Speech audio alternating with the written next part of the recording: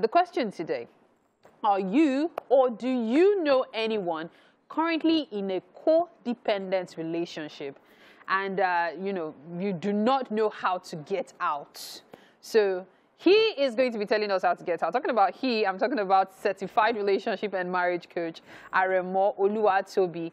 He'll be giving us a clear path, like he has already cleared the road on how to get out of it. Great to have you on the show this morning. Thank you for having me. So I'm just going to hit the nail on the head.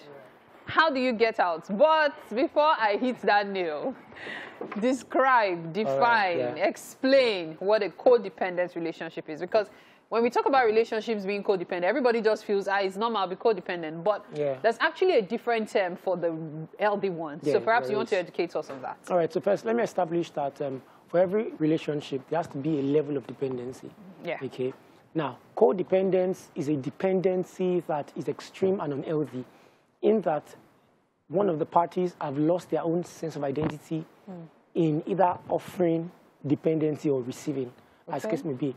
And then the healthy one is what we call interdependence.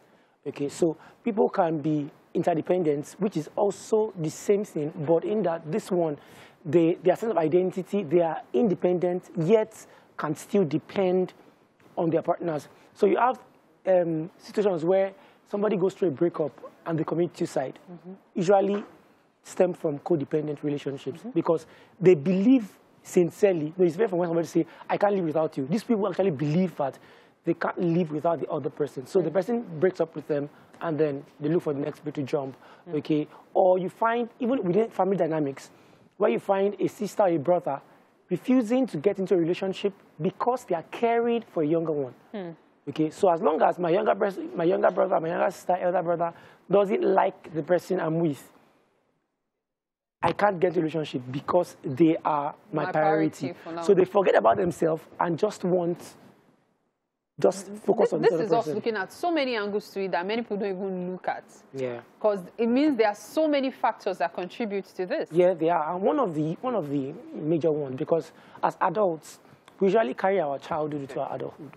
Yeah. So one of the things that usually cause this is a family setting where there is a level of neglect.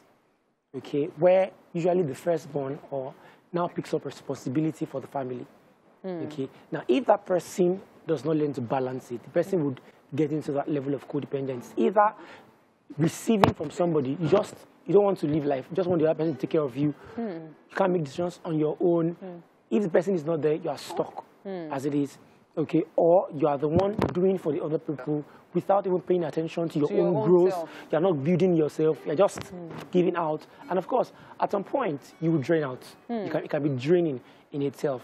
So codependent is pretty unhealthy as it is. The target should be interdependence, where we are dependent on each other as partners, but we are also maintaining, because the strength, the strength of a healthy marriage relationship is the strength of the individuality that both parties are bringing into make the union work. Maybe, but if one is weak and then the other person is only having to be, there's a lot of sapping energy. I dare say this is something that people don't look at and might be put to question, because so many people will tell you that find somebody that compliments you. Yeah. Forgetting that complimenting means, oh, I am me. And so you're just going to make me and in quotes, a better person, a better version of me. Yeah. But in most cases, you hear, when you finally get married or when you finally find the one, the person is going to make you your own self. Yourself. Yes, you find yourself. That's the thing. So that's the wrong ideology. Because somebody that, of course, for some people, marriage has helped them find themselves. Okay, but it's not the safe way. What happens if you end up with somebody that did not ever find yourself? Okay, so it's always, so that is just what we call a correctional situation where marriage helped you find yourself. That is not supposed to be the way it should be. You should be your own person. You should be a strong person, such that as an individual on your own. So when marriage comes, it just complements what you've discovered already, and then the journey is really easy. So we'll now go to where we started. So how do you opt out of such a relationship? Because I know there are so many people in that situation now, and they need answers. All right. So for someone that is at the giving end, where maybe you are caring for a family member or your family member depend on you such that you can't even live life anymore. First, this person must first identify that they're actually in a codependent relationship. Okay. Because usually the public can see it, but you can't see it. They must first identify that, okay, this relationship is pretty codependent. Then two, person must now speak up. Speak with the partner, family member about the situation, and then now lay out ways that we can be interdependent. Okay, so I will meet you, then you now begin to draw boundaries. Because most time we think that boundaries confine us, but boundaries are actually things that give us freedom. Imagine the beach, there's no boundary. Okay, imagine the fire in the gas, no boundary. A boundaryless life is it's a crazy disaster. Life, yes. So you can begin to draw boundaries and say, okay, people, that's why you find some marriages that families intrude because there is no boundary. So identify that this is where you are.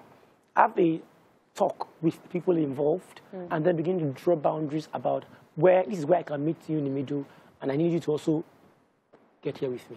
Okay, so the tips look pretty simple until you try to apply them. That's the way it usually is. You think it's simple, and then you try to apply it, and then everything. So gets usually we chunky. ask that, talk about if somebody that can, or somebody that you can be accountable to help you in that journey. Okay, okay. Thank you so much for your time. Thank you so much. It's been really interesting, and I'm pretty sure you've been able to take 1 or 2 tips from this. I thank you for your time, Aremo Oluwatobi.